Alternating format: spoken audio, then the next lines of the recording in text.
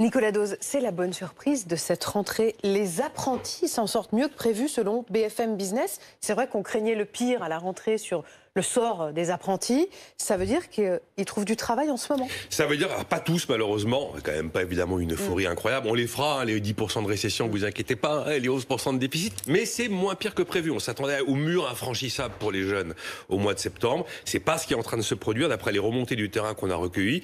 Ça se passe mieux que prévu. Alors, le record de 2019, où on a vu le nombre d'apprentis bondir de 16%, on n'avait jamais vu ça en France. Et d'ailleurs, c'était quand même le fruit d'une volonté politique, comme quoi, quelquefois, ça marche, la volonté politique. Bon, on a quand même à peu près 30 000 jeunes, là, qui sont encore en train de chercher une entreprise. Mais c'est vrai qu'on se disait, ça va être l'hécatombe en septembre. Et ça va pas être l'hécatombe en septembre. Ça reste une bonne nouvelle, quand même. Mais pourquoi ça se passe mieux que prévu, en fait? Il y a eu d'abord une incitation très forte, une décision qui a été prise très tôt, qui est opérationnelle depuis le mois de juillet, c'est les primes à l'embauche. Prime à l'embauche, je voulais dire, ça existe depuis longtemps. Oui, sauf que la prime à l'embauche en dessous de 18 ans, elle est à 5 000 euros. Et au-dessus de 18 ans, elle est à 8 000 euros. Avant, elle était à 5 100.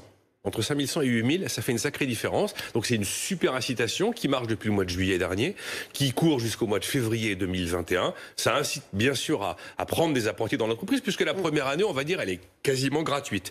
Et puis après, une autre mesure qui ne coûte rien, et c'était l'évidence qu'il fallait le faire, on a tout simplement doublé le délai pendant lequel celui qui rentre dans un centre de formation d'apprentissage, le délai dont il dispose pour trouver une entreprise. Avant, c'était 3 mois. Maintenant, c'est tout simplement 6 mois. Tout ça, ça aide. Ça coûte pas d'argent. C'était des bonnes mesures et ça fonctionne. Et donc, finalement, dans cette période si particulière, l'apprentissage confirme ses atouts. Il confirme ses atouts. Il y a plein d'entreprises qui n'avaient jamais essayé, qui se disent, alors un peu incitées par les aides d'État, tiens, si on essayait pour voir, on va peut-être pas répéter cette année le record de 2019, bien que certains commencent à y croire. Mais voilà, on a des chiffres d'apprentissage qui sont positifs en France. On a 485 000 apprentis.